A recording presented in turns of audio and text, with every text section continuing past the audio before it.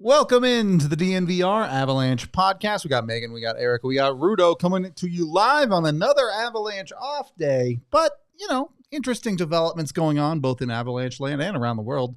Yes, Todd Helton better get into the Hall of Fame today. One of my favorite players growing up, even if he's not hockey related. On the hockey related side, first of all, Avs news, Bowen Byram coming off IR, will be back, hopefully playing with the team tomorrow. I think that's the expectation, but if not, certainly the last game before the All-Star break. With Bo back, start here. Does this mean Sam Malinski's going back to the Eagles, or is there a world where Caleb Jones could pass through waivers here? It was weird on Monday, I think it was, or Sunday night. The Avs announced a team fit event to media with Jones and Malinski for this Thursday. And it doesn't mean that can't change, that one of those two players can't be replaced for this event where they do fitness with children. But I did think it was interesting that those were the two selected, because I think the progress with Byram has anticipated he would return for this Capitals game, which is exciting and huge news. For sure. So I don't know what to make of it all, but there was an American League transaction today. The defenseman they had called up, Josh Wesley, is going back to the Utah Grizzlies.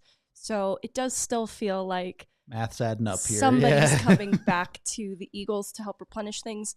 But before I go off on too much of a tangent there, that is not exactly what that means either. Sure. They've had Wyatt Amit playing as a forward because they've been down. That's right. Yeah. In their forward depth. So could just mean Wyatt Amit gets to be a defenseman again. Lucky him. So, I don't want to look into my crystal ball too hard here, but I think because of the flexibility with Malinski, that feels like the most realistic possibility. But also he's the first in line to come back up. True. And get consideration if Caleb Jones gets in games here as needed and things aren't looking so great. I think they have no problem calling up Malinski again. But unfortunately, it does feel still, even with the team fit event and Josh Wesley, like Malinski might be going back to the Eagles soon. Yeah. Well, if you look at it, you always got to, I don't even know what the Avs roster sits at today. I don't even know. Like, are they at 23? Are they? I want to say with Byram, they're at 23. But you got to remember Lekkonen's coming back, and then Poland's obviously been gone, but right? I mean, yeah, Poland's been sent back now. They sent him back. So I don't even know what it sits at today, but I should have looked. But you always got to remember, too, it's always about cap flexibility, and it's always about asset management, right? And I know we'll talk about it like with Ben Meyers and the 9 games and 30 days, whatever it is.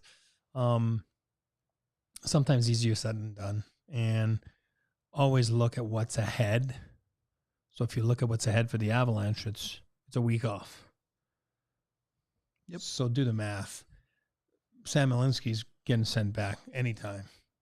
Maybe Saturday. You know what I mean? Like, even if he survives like the Thursday or Saturday or whatever it is, if he's not the one, then I would say he's going back to Loveland by Saturday after the game, right? Because they don't play for a while, and then there's a lot of ways to accumulate some cap and all the above, right? To figure out your roster, and he's simple. He doesn't have to clear waivers, so it's very simple to do. You know what I mean? So, yep. So at this moment, the Avs are listed at 21 of the 23 on their roster, including Byram. However, that does not include Lekkonen. They're currently sitting at 11 forwards, even if you include McDermott. So you're gonna go. So Lecky goes in. That's 22. Yep. They might not send anyone down until Saturday. I don't know. They could. Yeah. Most teams like to run a 13th forward and a 7th D, but who knows? The Avs have also been playing with 11 D lately. So or 11 forwards. Yeah. Sorry, not D, obviously. And we'll see. I didn't even look at the Eagles' schedule next week either. So. I meant to see if they had games coming up, they probably want to get Malinski in those games. Yeah, I mean, it's somewhere, somehow, those guys keep playing. It's very normal. Every team does that. And that's the sucky thing about being a young guy that doesn't need or a young player, meaning first year in the league. He's not that young, right? But you don't have to clear waivers. It makes a big difference in the way you handle the asset. The way Malinski came back from his first stint to his second stint, he seemed to have a lot of confidence. So I don't think it harmed him going back to the Eagles and getting big minutes, getting to be the big guy there. I have to imagine this is just a realistic expectation that he is prepared for as well. There's been a lot of people salivating over hoping the Avs are going to do something absolutely crazy like put McDermott on waivers. Just not going to happen. Put Jack Johnson on waivers. And I just want to throw it to the panel on how realistic that is, that the Avs do something that doesn't involve Malinski or Jones. Virtually zero, I imagine. Certainly, the Jack Johnson thing is outrageous. There are 25 teams in the NHL that would claim that guy. Let's not kid ourselves. There are a lot of teams that want a Jack Johnson, even with our own frustrations of him. That's a dude with over 1,000 NHL games experience. He's not going on waivers. There is no doubt. He's a good teammate, good person, serviceable player. And look, we've talked a lot about how we feel about Curtis McDermott. Eric will defend him, I'm sure. That's fine. But the Avs have made it very clear how they feel, and they want Curtis McDermott on their NHL roster. It's just the reality. So yeah, but I do understand all the other sides too. You know what I mean? Sure. Yeah, you know what I mean. I just think that that's what they're gonna do, and that's what I would do. So it doesn't mean I'm right. You know what I mean? It just means that it's a feeling, and I know I got flack on the chat earlier in the year because it's like you can't measure it. I don't know how to explain it. It's a feeling. It's a different presence that you bring, and I know it's old school hockey and it doesn't really exist anymore, but it does to a certain extent. It does, and I can tell you that Joe, as a player, and yes, it was a different era, loved when there was someone like that around. Just made him feel better, made him play better. And they have a good one in him because he's a good person. He's a hard worker. And yes, it is limited, you know, like when we're talking about pure hockey wise, right? And honestly, in the time McDermott has gotten this year, he's been perfectly serviceable. Sure. He hasn't been a disaster out there. He scored a couple of goals. It's been fine. Do I love the fact that the Avs refuse to use him more than 5 minutes a night and yet keep him on the team? No. But the actual hockey's been okay. I think that's the toughest part of the sell is then everyone on that fourth line is also handcuffed to 5 minutes a night, thereabouts. Mm-hmm. And so it's a little bit tough. You don't really have a fourth line at that point. But with the pending return of Artturi Lehkonen, I think that we see a little bit more relief to the forward group that makes this kind of an irrelevant part of the conversation. Good point. I wanted to ask, too, is there anything Sam Malinski could have done to make the Avs keep him? Yes. I love it. Do you want to know? Yes. Yeah, this would be his third year in the NHL. There you go. It's called Father Time. There's nothing else. It is nothing else he could do. He's the guy because it's easy to do. He doesn't have to clear waivers. And that's the best way to keep assets. You never know when you're going to run into injuries or whatever it is that you're needing. So you got to be careful with your roster. And whenever you're the guy, and that's why it's always fun. I don't even know the rules anymore. That's how rusty I am. But, you know, a guy like Malinski, obviously 25 years old, it's a little different. He has to hit that point way earlier than, let's say, a Bowen Byram, you know, when he started, when he was, 19 or whatever it is. So big difference. But, yeah, it's Father Time with him. That's it.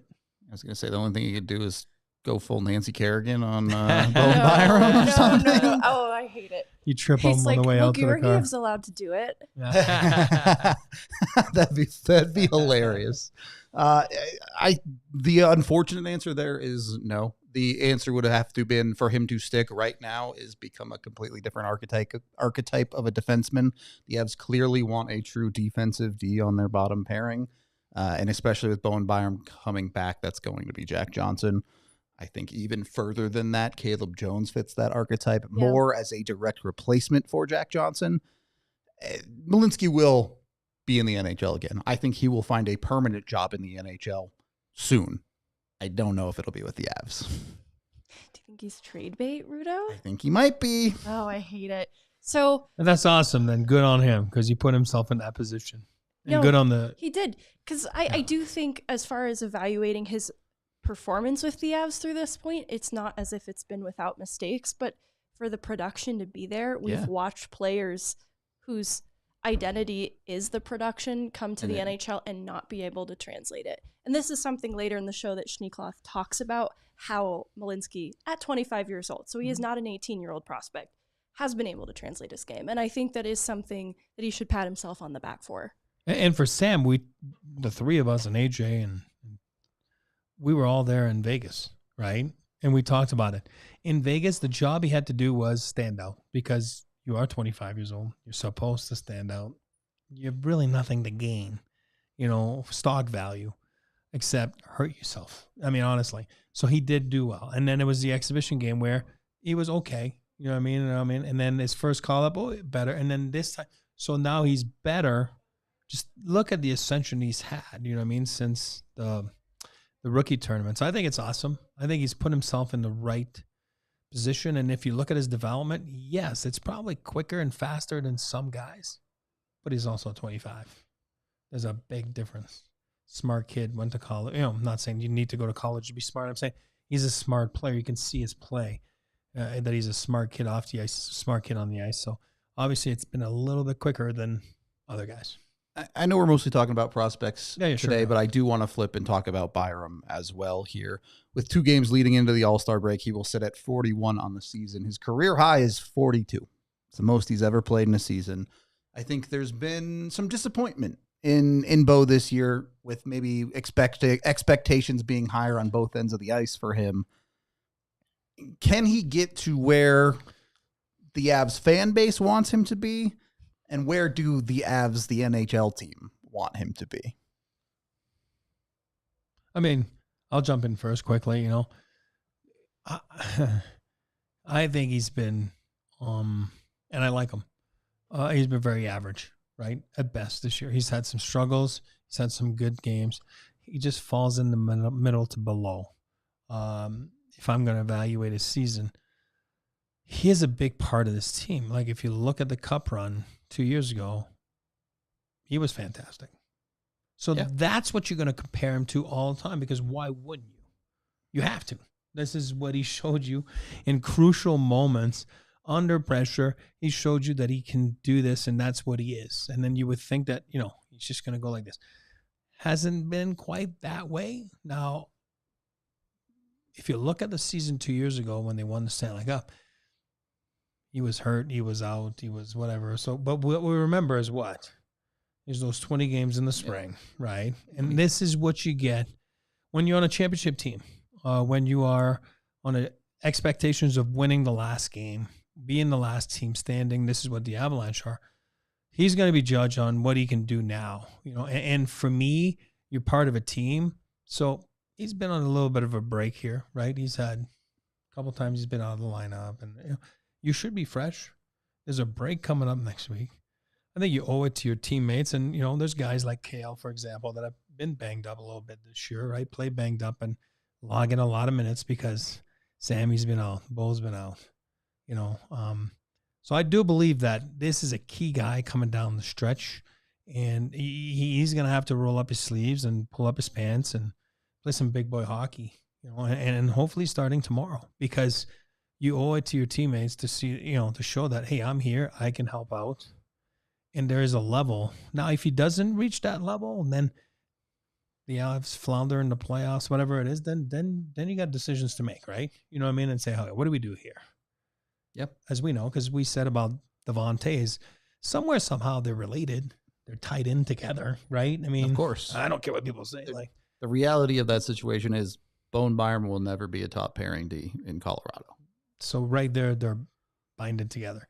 And then the contract that Devon got, then all of a sudden, can you fit Bo Byron? And then how can you? And then is this more important to go get a forward or whatever it is, right? It becomes a math problem and all the above. But you do the job, then it's out of your hands, and you're putting yourself in a good position to be rewarded financially, obviously. However that may be. Whatever that may be. So I think he's a guy that if you're going to put a target on their back, meaning let's follow this guy here for the Avalanche. He's my number one guy to see how he does here after the break. It's a real show me year for Byram. Where he's at presently, his points per game pace last year was higher in comparable games. By and a obviously, significant amount, yeah. He missed time last year, so he True. should pass what he was able to play. So there is still plenty of season left for Byram to turn this around. But a lot of what they look to for Byram to bring on the second pair is production. And I know that he doesn't get to quarterback power play one, and he just doesn't seize the opportunity on the second unit the way that Malinski did. And I think that these are two players that are not the same, right? Sure. The ceiling for Byram is so different. But I do think that's something that the Avs are looking at, that the production just hasn't been there quite yet for Byram. And there's been some parts of his game playing on his offside to start the year that have challenged him. And I think what the Avs want to see for the rest of this season from Byram is him to look more comfortable, look more confident, because that is a player that generally has an abundance of confidence. And I think that was the difference in Malinski. Being able to translate some of that production is more confidence. Yep. And that is something you come to expect from Byram. So I think that's what they're looking for. I don't think they necessarily need him to perform miracles on this season, but in looking what he was able to accomplish last year, he needs to kind of get back to that. And if he is going to contribute, it should be offensively, because he is very gifted in that sense. And that has sort of been what's missing from his game through this point. And that's what I'd like to see him return with when he does get back in the lineup, is the confidence and the ability to put up some points from the back end. The Avs almost use their defense as secondary scoring from their forward group. Like when the depth we're talking about, there's not really a fourth line. Curtis McDermott plays 5 minutes. That's where Bowen Byram can really help this Avs team moving forward. It's even if you feel like Byram's game hasn't been great this year, it is very clear that Jared Bednar fully trusts that guy. He will play Bowen Byram 23, 24, 25 minutes a night. We've seen that when he's in the lineup. And even if Byram isn't the perfect hockey player in those minutes, it is helping reduce the load on a Cale Makar, reduce the load on a Devon Taves that we've talked about so often, where you just cannot play those guys 28 minutes every night. So it's important to include factors like that when you're talking about a guy like this coming back in the lineup. How much is he helping the guys above him and ahead of him in the lineup too? So I didn't want to be overly negative, because I don't think Byram has been quite as bad as we've expressed at times. Yeah. So just wanted to be fair with that. All right. On that note, we are brought to you by the fantastic folks over at Bet365. You can go join Bet365 with the NVR365 code today. Put $10 in your account, and you get $150 in bonus bets when you bet anything on an NHL. Actually, it's minimum $5, sorry. But $5 for $150 in bonus bets. It's just a worth it deal. Just go do that and have some fun with $150 in bonus bets. You put $10 in because you take a screenshot of your account.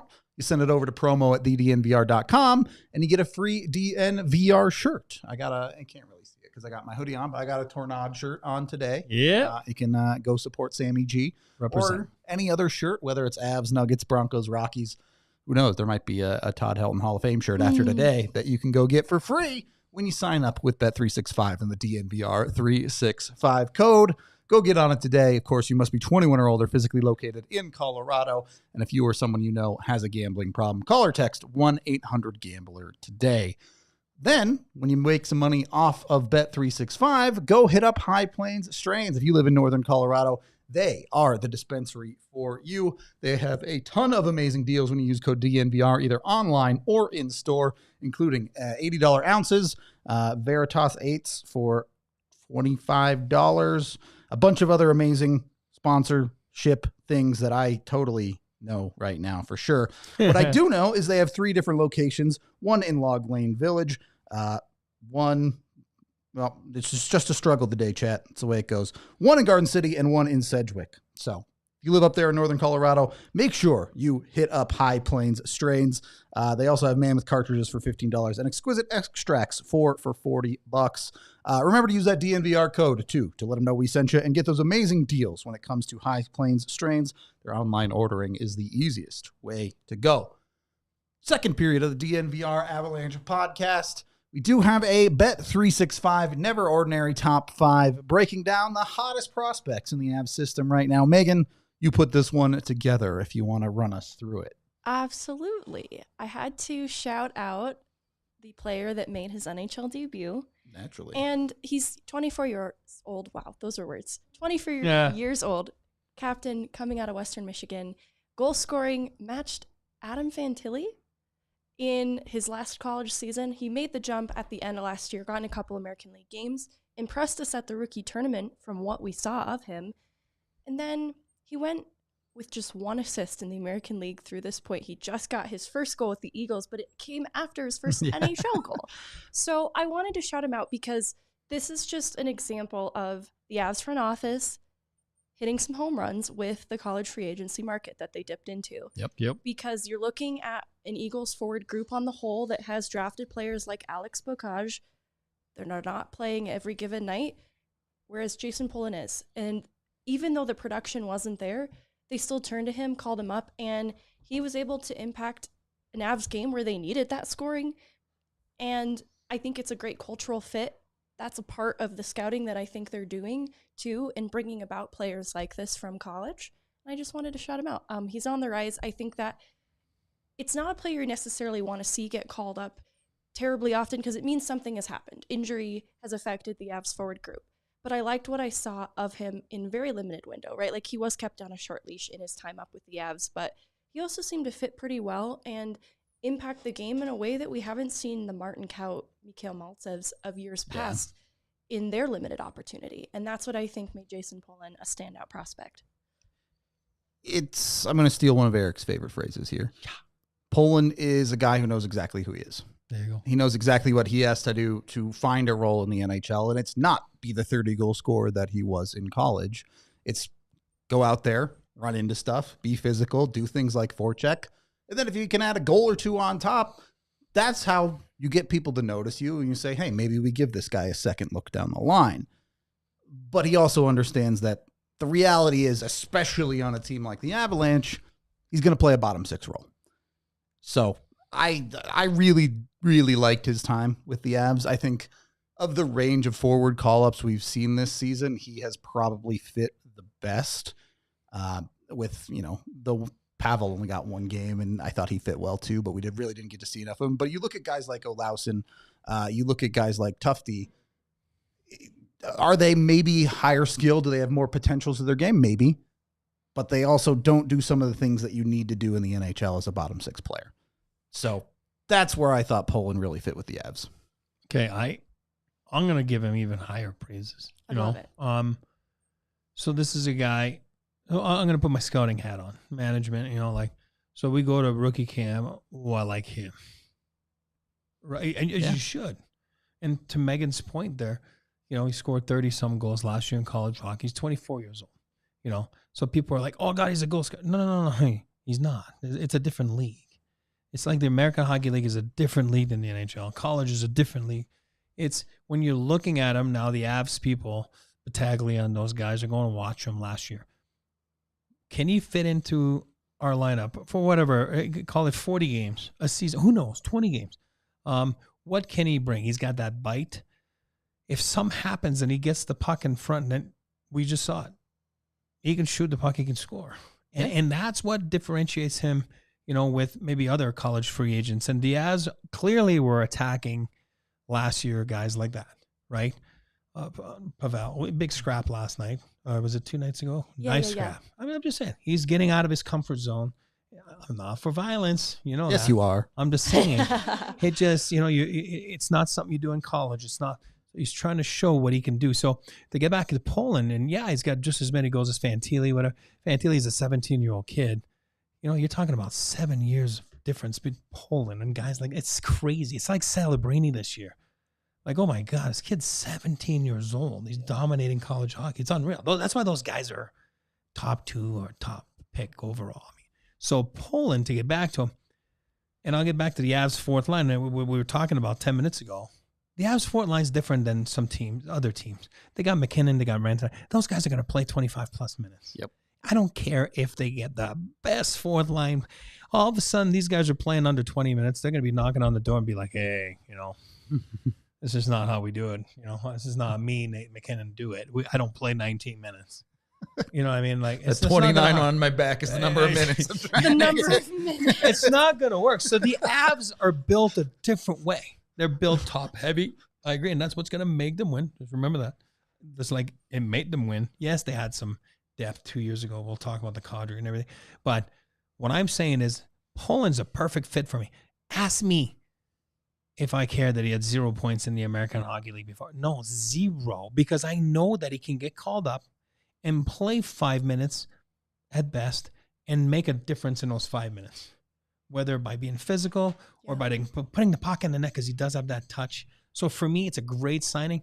I don't care that he had bagels in the American League before. It really doesn't matter, because a guy like that, you can take him out of there and put him in the Avs lineup, and then he can help out positively. Not going to dominate because he's going to play 5 minutes. But he can help out, like we saw, positively. I don't think this is the last time we see of him. I think it's a good point. And, it depends on the player. Obviously, if you're looking at a guy like an Oscar Olausson, you want that dude to score in the AHL. You want him to show off his shot and do some of those things. But when you're looking at a guy that you project into your bottom six, you are less looking at production and more looking at things like, okay, how does he fit in our systems? Can he execute on both ends of the ice? What types of areas will this guy help our team succeed in? It doesn't necessarily have to be production.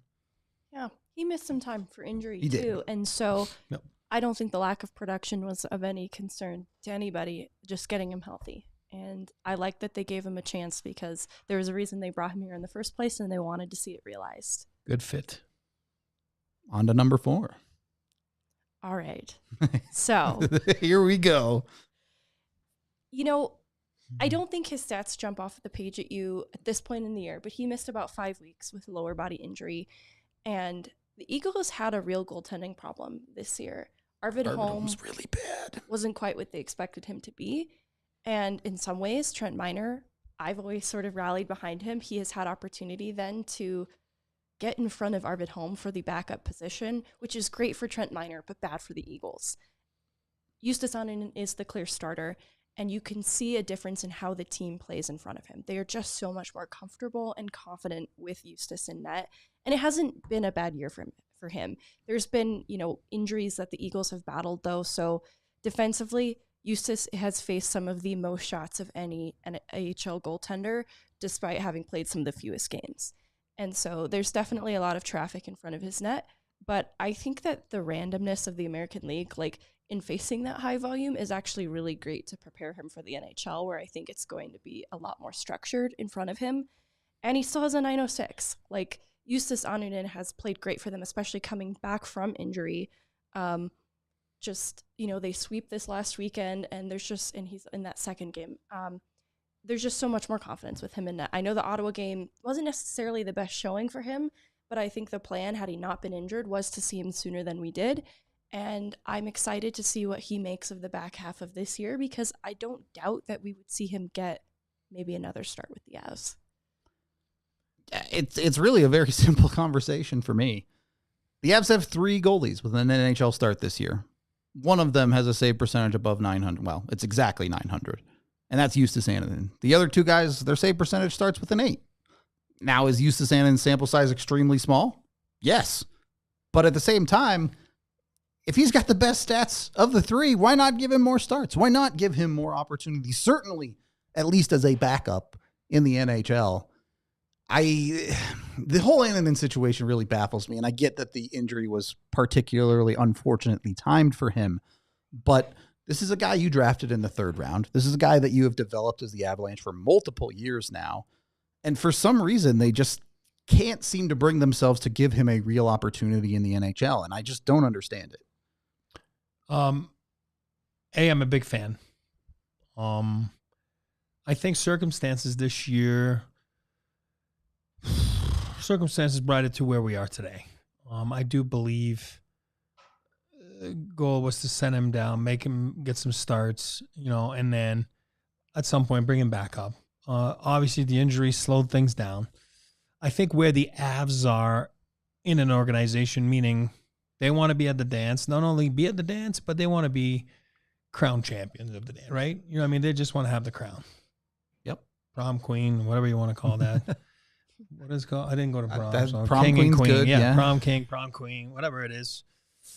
They want to have the spotlight on them when it's all said and done. And I do believe they have the team, and I think we all do believe that they have the team to do it. As it comes down to Eustace, I think it's just, here's my take on him. I do believe he's going to play in the NHL for years to come. Might not be here. I don't know. All of a sudden there's waivers, right? Is it next year waivers? I'm assuming next year. I think it is next year. It should be next. I'm just saying at some point, like, you know what I mean? Like It's now or never next well, year, yeah. basically. So I like him. I like the size and I like the way his technique is. Has he gotten a lot of starts this year? Enough starts for me to feel comfortable as an organization to say, we're going to the dance and to be crowned, king and queen. Is this the guy, if some happened, as we saw 2 years ago with Frankie going in there multiple times to save the day, right? I don't feel that they're comfortable with the answer of being Eustace. Does that mean that they've given up on him? No, but I do believe that they will go and get help to second Georgiev. I don't think they're going to trade Georgiev. I think they're going to go get help, and I think this will be a play they do here shortly coming up. See, this is where I'm not on board. From the trade aspect of a backup goalie. Yeah. The one situation where I understand it, okay, you go out and get a Marc-Andre Fleury. You get a veteran guy who can kind of be a mentor to Georgiev, help him on the mental side. That I understand. But if you're going out and just getting random backup goalie because he plays a little bit better, why not just play Eustace the rest of the year? Oh, no. Yeah. I'm with you. When I say they're going to go get, for me, they're going to go get a veteran presence. And sure. And that's what I'm saying. Convince me of that. I'm saying that I would have, since day one, and you guys know that, I would have had Eustace there since day one. That was me. I would have had him. He would have his 20, 25 starts. Would have been in a better position to get to the dance with the team. But it didn't happen. The thing is, that's the biggest argument I see for going out and getting a backup is people are saying Georgiev needs more rest. And fair enough. He's played 1 billion games. He's on pace to play like 65 or something ridiculous this year. Just play your backup. Just play Eustace, or if you prefer pros, just play pros with us. The Avs have proven they can just outscore most of their problems in this regular season. Yeah. It's fine. If you lose a handful of games with your backup in net, it's fine. Just play them. I don't think it's that complicated. I don't think you need to overcomplicate this by going out and saying, well, we need a backup that plays. No, just play the guys you have, particularly Annanen, who you as an organization need to figure out what you're doing right. with. And soon. Yeah. And I think, unfortunately, I agree with you. I think we're saying the same thing, you and I, and to a certain extent, Meghan, and I know AJ says the same thing. So, but what I'm saying is, Father Time, it is what it is. Now you are in February coming up, and this is where you're at. And I don't think they're comfortable going in there having, what did he play? 2 starts this year so far? I mean, I'm just saying. 1 in the NHL. Just 1 in the oh yeah, sorry, that's right. My God, I gave him 1 more. Just 1 in the NHL. He gets 1 more. You're right. That's you know what I mean. It's 1-1, and that's where you're at. So I do believe they'd feel more comfortable with 3 guys. So okay, let's say they're sitting in a round table and they're like, "Are we comfortable with them?" And they're like, "Yeah, I'm comfortable as a 3. I'm comfortable as a 3. I'm comfortable as a 3." Then here's your answer, and then you got to go get a number 2 that's got experience. And by the way, they're not trading Georgiev, and they're not making a switch at goalie there. No, the starter is just not. Georgiev, I'm a fan. You guys are fans. He hasn't really found his groove. And is he tired? Whatever it is, I don't know. I'm against you guys. I don't believe in that. I think, man, it's not that bad. But that's the whole league is against that the way it used to be, which I'm not sure where it changed. And somebody asked John Tortorella the other day that, and he was like, I don't know. I think we're looking for ways to change it. Like, I don't know why, but anyway, I do believe that now. I think that's why they'll go get a number 2, because, and when I say a number 2 is forget about Fleury for a second, like a Jake Allen. Okay, great. You're just a guy that's got experience, a guy that's played in the playoffs that can guide Georgiev, that can, just like a Jonathan Quick last year helped out Hayden Hill and those guys. I mean, they went through 3 goalies. 2 goalies before Hayden Hill. So, and Quick never played a game, but was there and was a big presence and just helping calm things down. Number 3, Ben Meyers. He has spent some time up with the Avs this year. He's also dealt with minor injuries, so he's missed a little bit of time, but 19 points in 25 games, 4 goals, 5 assists in the last 10.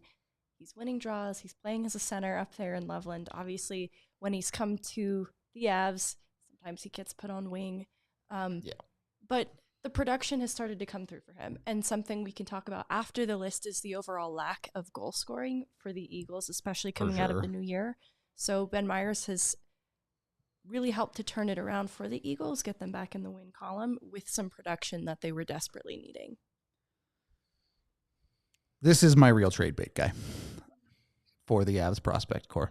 I think he's absolutely good enough to be playing in the NHL right now. Personally, there are multiple guys in the Avs lineup. I would have him playing right now over. I think there are a bunch of teams that would be very interested in him. Is he going to be a major piece of a trade? No. But he could be the guy that gets it over the line where you can say, hey, we'll give you a first, we'll give you this prospect, and we'll give you a Ben Meyers that can play in your NHL lineup today. For whatever reason, the Avs just don't seem to want to make room for him in the NHL. They prefer Freddie Olofsson. They seem to prefer Yoel Kiviranta over him. Fine. Fair enough. If that's how the Avs feel about him, go get value out of that asset because he's too good to stay in the AHL. He's just too good. Yeah, fair point. And you guys like him more than I do. I'm almost at the point where I call that a tweener. You know what I mean? It's too good for the American League. That's Tufty for me more than Myers. Yeah, exactly. No, I'm not arguing, but you know the term I'm talking about. Yeah, I agree. I would agree that Tufty is a tweener. Myers is, I'm almost at the point to say that because I haven't seen enough. You know what I mean? Like, and unfortunately, like Malinski this is where, like you call him, Benjamin's at. You know what I mean? Like, so where Ben's at is he already cleared waivers at the start of the year. Correct? I'm just saying. Right? I mean, did he? Well, yeah, he had to if he went in the minors. No, because he's just about to get his waiver. As long as he doesn't play 2 more games. Awesome. That's so now because he reached a number, now he needs waiver status. Mm-hmm. Unfortunately, and that's why people get all mad. Like, who cares about who cares until you work for the team and then you're trying to keep assets and then you're trying to have asset management. And sometimes it's at the detriment of the player. It is. And this is a clear case of he could have been here this past week and been on that road trip, but two parts to this. Managers are on the phone every day with all managers around the league. So if you haven't put him through waivers, it's because there is some sort of maybe a little bit of level of interest that somebody like Rudo just said. I'm confident he'll get claimed. That's what I'm saying. So, or else you would just put him through, right? Because it's like, hey, we've called third. And first of all, you know what? As much as you want asset management, also you don't want to.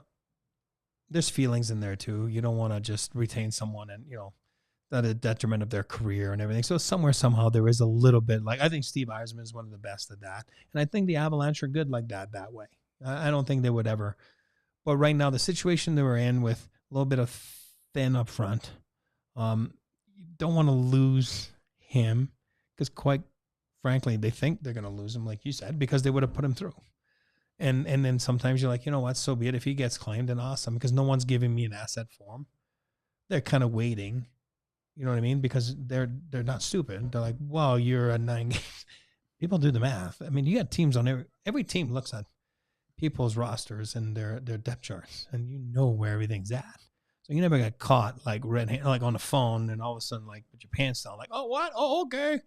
Everyone knows where someone is. Like for example, Ben, where he's at with those 9 games. You know what I mean? So it's not like a surprise to anyone. So I know why you're calling me. I'll just wait. You know what I mean? So then you're not giving them the asset back. But we'll see.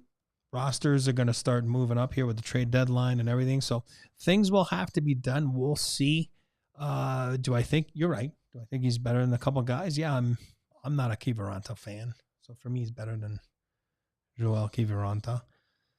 But unfortunately, that's where he's at right now in his development, where it's just they have a little bit of leverage on him, for a little bit more time, right? A little bit more time. And I think if they're like, you're right, maybe would he be part of a package deal with someone that had interest coming out of college. You know what I mean? So usually you go back to that, see who wanted to sign him, who was in the running, and then usually you remember who it is, you know, and then it ends up being an extra piece that gets the deal done. For sure. There's some value there for sure. He's a good Minnesota boy. Yeah, and there I it have a is. lot of confidence that was a team that wanted him out of college. Math, come on down. Yeah. So Marc-Andre Fleury for Ben Meyers, 1-for-1. Make it happen. I'm here for it. No, it's interesting. Like, he will continue to accrue trade bait value. Yep. As long as he continues to succeed with the Eagles and they need him. And maybe there's a world where he gets through this year and he's still in the Avs organization and that spot opens up next season and he becomes their 4C or whatever it ends up being. I'm not saying they absolutely have to trade him. But right. But on top of it, I do think the Avs are going to upgrade at the 4C position before the trade deadline. A fair point. It has nothing to do with Ben Meyers. Yep. You know what I mean? And that, how the deadline plays out, I do really think will have a pretty big impact on what Myers' path to a permanent NHL job looks like. Sure. I agree. It exists right now somewhere, and the Avs are just in a tough position because it's not here right now. Yep. All right. Number 2. This one is a little bit controversial. But I really wanted to highlight, to be clear, he's on an American League contract, 21 years old, undrafted player. The Eagles signed him to an American League contract, give him a chance, and he was an intriguing player in Dev Camp rookie tournament because of what he is, but he has really matured and ascended into a full-time professional with the Eagles, despite being a relatively young player. You know, he's cracked the top 50 in rookie scoring, 16 points in 34 games. And let's see, 4 goals, 3 assists in the last 10, his first 3-point night of his professional career recently. He would be a player to keep an eye on because they are using him as a true center, which, you know, I know people are banging the table for Foodie to be utilized as one.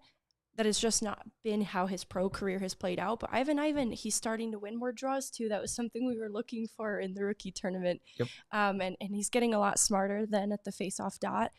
And the scoring's coming for him. You know, I think these are all encouraging things that would give the Avs some reason to consider bringing him on in the organization, taking on that contract. It's being realistic. The path for him is a lot longer than some of these other guys. Yep. That's just the reality of it. But as I always say, you can only play in the situation you're in. Mm-hmm. And having a 7 points in 10 game stretch is a jumping off point to a guy who he needs to prove to an NHL team that he's worth a contract, for starters. 1 10-game stretch isn't going to do that, but you have to start with a 10-game stretch and then do another 10-game stretch and then do another 10-game stretch. And I think there's a lot of things to like in his game. I think he's another one of those guys who understands who he is and what he has to do to have a career in hockey, let alone be an NHLer. Can he get there? Yeah, I think he can. Will it be this year? No. Will it be next year? Probably not. But at the end of next year, you're probably looking at this guy and saying, has he done enough to get an NHL deal somewhere? Maybe if some team really likes him, they do it before that. I give a lot of credit to the Avalanche organization and including the Colorado Eagles scouting staff for going out and finding guys like this. They've been pretty good at consistently going out and getting guys that can be successful AHLers, and maybe there's more there. You look at someone like a Wyatt Amott. You look at some of these other depth guys that they've gone out and gotten over the years, Nate Clermans and beyond, both Avalanche drafting Clermont, a little bit of a different situation, but the Avs have done a really good job of essentially picking lotto tickets with guys like this. Occasionally, some of them are bound to hit. To give them credit, some of the veteran players that they brought on board to help the forward group this year have experienced injury. Mm-hmm. And for Ivan then to seize the opportunity that has been given to him with players like Peter Holland out of the lineup, Spencer Smallman at points. Yep. It has been important then because Alex Bacaj is not taking that job. Ivan has surpassed him in play, and that is a player that they invested a draft pick in, more simply. The Avs do not draft well in the 3rd round, man. Cal Burke has missed some time for personal reasons. So a lot of the guys that they thought would be maybe big guns to help with offense haven't all been available to them. Chris Wagner has only recently joined the Eagles forward group. So I think it's cool too to see Ivan take advantage of that opportunity. And we talked about this for the last 30 minutes. It's where you are in your development. So if you take Ivan, Different than Jason Poland that we just talked about. Jason Poland, college kid, 24 years old. If you don't give him the NHL deal, probably gets one from a different organization. Sure.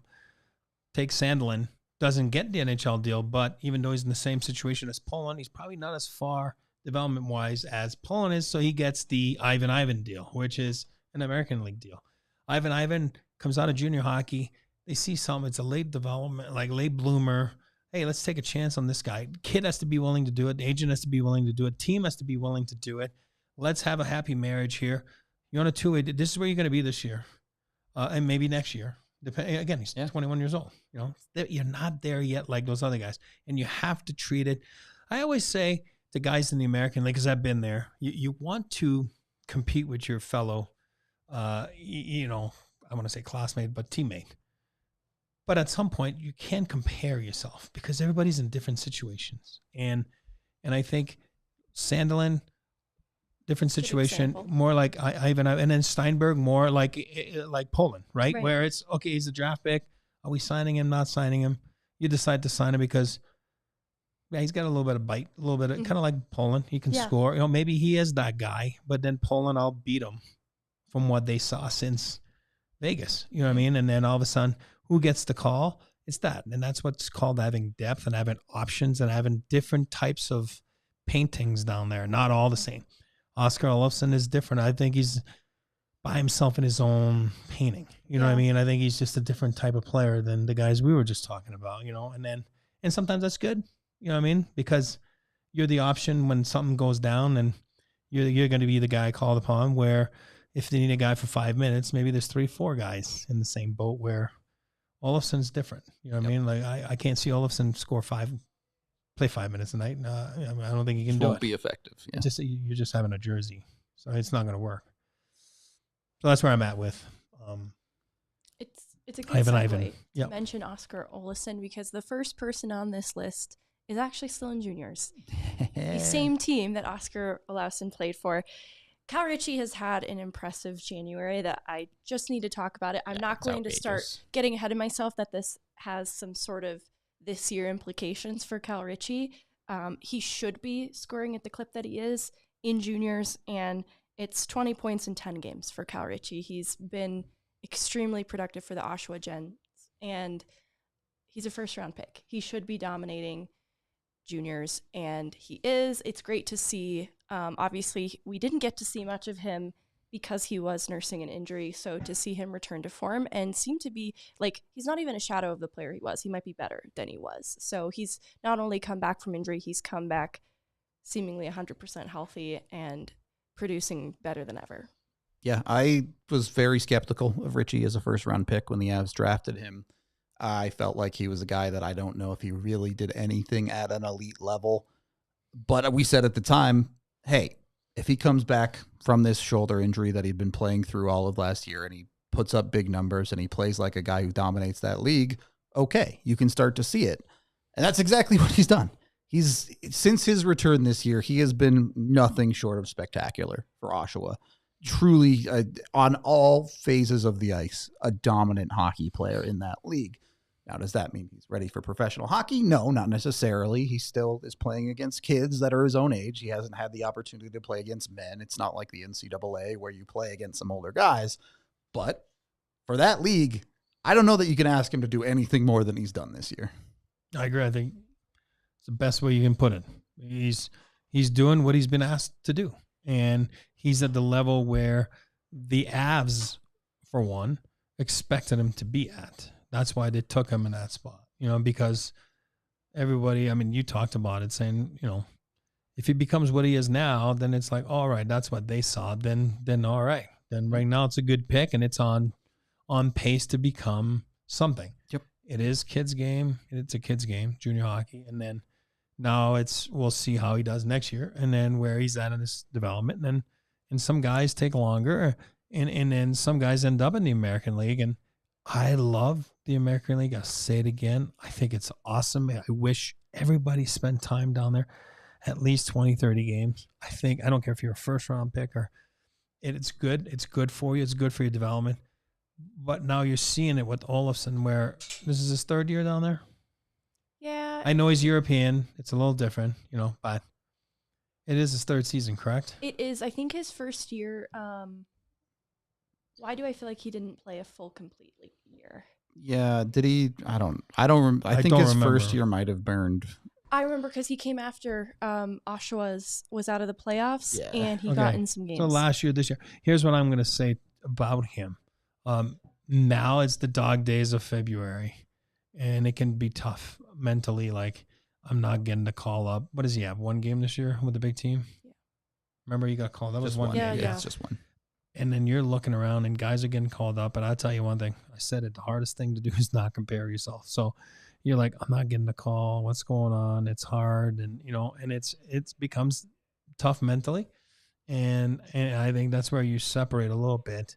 The ones that are made to do this profession, you know what I mean? Because it can be tough at times, you know what I mean? And not give up and really feel like it's the bottom of the barrel mentally, but then still find a way to get out of it and find the ways to get you out of it with some help from agents, family members, teammates, guys that have been there, development guys. You know what I mean? I think it's important to really soak it all in and really get out of it and get back to the next step of your ascension. Yeah, just for the question from Brady here, Cal Ritchie would not qualify to go to the AHL next year. He's just a bit too young. He can still play on an ATO. Both the end of this season and the end of next season, he can sign fully, but he cannot be full-time in the AHL next year, as he will only be 19, and the CBA with the CHL means that he's not old enough. Euros can go, and I think that's a stupid rule. I really think it's a stupid rule. We're all in agreement on that. I think there are always players that should be in the AHL that aren't because of it, but it is what it is. But I get that there's rules. I get it. I think realistically, I don't see Ritchie making the Avs next year either, for the record. No. I mean, Oscar Larsson's production at that level wasn't the same, but it also wasn't so bad. And it's just, I think that'd be too big of a risk to take. Oscar isn't having a bad year. He's getting a lot of power play time, playing alongside Ben Meyers, oftentimes on a line.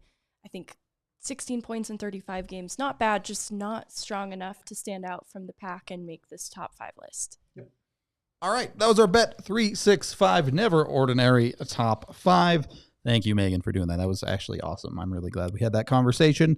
But we are brought to you by Breckenridge Brewery, the official beer of DNVR. So maybe pour one out for your favorite prospect or drink one to feel less sad when they trade Ben Meyers, something like that. I don't know. Go get yourself some Breck Brew anywhere in the 50 United States. Use the Breck Beer Locator online at breckbrew.com. Then crack your beer, sit down on the couch, and watch yourself some Fubo TV. The easiest way to get your Colorado sports. You can get all of them with Fubo TV, whether it be Broncos, Nuggets, Avs, Rockies, you name it. Also, pretty soon you might be able to get DNVR on there. I'm just saying, something happen.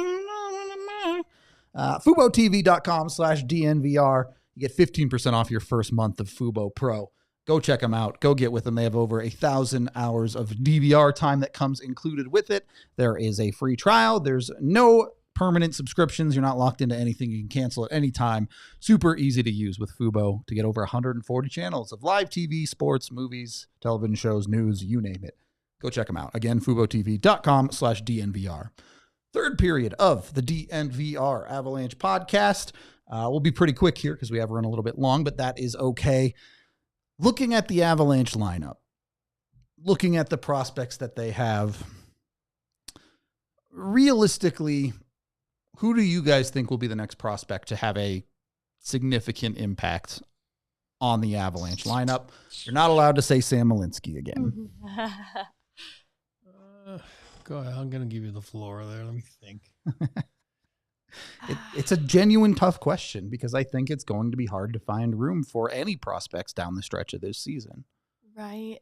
I think the most realistic, right, and this is in the immediate. As soon as possible, which could be as soon as next year, to be honest with you. As soon as next year. Can they make an impact through trade? Like their return. Sure, I'll allow it. Usher something. Okay.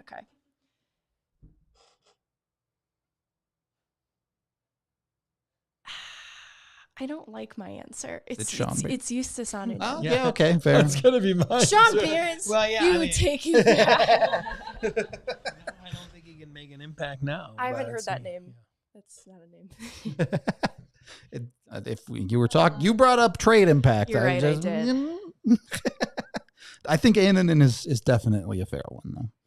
I think it's an off-season thing, too. I don't think they need to It make could be. any decisions right now.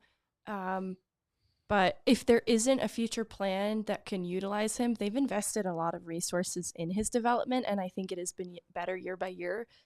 He could fetch an interesting return, but I'd hate to see it, but it could be Eustace. That would be my money. Yeah, I mean, that's the thing about trades, right? None of us are here saying, oh, we want this guy to get traded. It's just the reality of the business is you have to give up something of value to get something of value. So putting a Ben Meyers in a trade isn't, oh, I hate him, I want him gone. It's, hey, this guy has value. He can get you something if you aren't going to use him. That's where I'm at with it. I think the Avs are going to trade a genuine prospect at this trade deadline. I don't know who it'll be. I think Sean Barons could be the guy. Yeah. Because Malinski. Because Malinski has more or less taken that job, honestly. And maybe it ends up being Malinski. I don't know. I'm not in the Avs front office. But look at where the Avs won the cup. What did they trade? They trade Justin Barron. Drew Hallison. And they trade Drew Hellison. They trade two high-end defensive prospects. And it kind of worked for them. It worked out okay. Obviously, they traded first-round picks and other stuff in there too. But maybe that's the recipe. Maybe the Avs could learn something from that. Maybe you painfully let go of a Sean Barons. Maybe it's Mikhail Gulyev, and I hate the trade, but maybe that's what it is. No. That's might be the world you have to live in if you want to make the big splashy move and go out and get someone like an Elias Lindholm. Maybe that's what it's going to take. What do you think, Eric? Well, that's, again, to better yourself, then that's the nature of the beast. You have to give up some. So, yep. The beauty of it is I do believe they have things to get. And it's nothing against Sean Barons. It just tells me that that's a good pick. Yeah. You know what I mean? Right? And that means that the staff's doing a good job. That means that the player's doing a good job. That means the university, which happens to be DU, boo-hoo, Meghan, and then is doing a good job developing him. And now, like we saw the last couple of years, like you said, Ellison and, Barron and all that stuff, then you're in a position to use those assets to make you better to try to get that ring, right? I mean, that's just all of a sudden the Avs will never look back and the 2022 Cup and say, but Drew Hellison left. I mean, no one's going to talk about that. Yeah, they're going to talk about the banners and it's no offense to Drew Hellison. It's just the nature of the beast. You have to put yourself in a position to restock your cupboards a little bit, sometimes because you do get depleted. And, and then I think the Avs, for some reason this year, I think they're in a good position to add compared to last year. And I do believe they will do so. And it will come at the expense of some prospects that are well liked by, all of us here, quite frankly. I mean, and I don't really count him as a prospect, but Nikolai Kovalenko, maybe he fills that role. Yeah. Obviously, he doesn't play center, but. No, I agree. I think, to answer the question of an actual player affecting the Avs through play and not trade, Kovalenko is a great answer there. I know he's dealt with some injury stuff. It's why he didn't make this list. It's just because he has not been as active in this January. Yep. But I think he's a player that stands the best chance of impacting the Avs in the immediate. He's also 24, been playing in a top-end professional league for years. Does he really count as a prospect? And we talk about him every podcast. That too. There you go. So it's not a surprise, I can't wait to see this dude. He's going to be terrible, and everyone else. I hope he's not. I played against his dad, so his dad was a tank. Yep. Oh, my God. Helped the Avs get Patrick Waugh, too. So. Yeah, there you go. You helped to get Patrick Waugh. Maybe that's, if you trade Kovalenko's, maybe you win chips. Maybe that's I don't know. I'm just making stuff up at this point. That is all I had to touch on. Meghan, anything else you wanted to get to with prospects? All right, awesome. We are going to get out of here for today's show. Make sure you like and subscribe here on YouTube, or you can always catch us on Spotify if you prefer the audio-only version, or you don't catch us live, whatever works for you. we finally have a game day tomorrow, so should be fun. Gonna enjoy that pregame and watch along. I'm pretty sure the Nuggets don't play. Yeah, the Nuggets play Thursday, so we'll have a watch along too. Come join us for all that good stuff tomorrow. Then we got you for the rest of the week too. So thank you, and we will talk to you on the next one. We all silly like the mayor.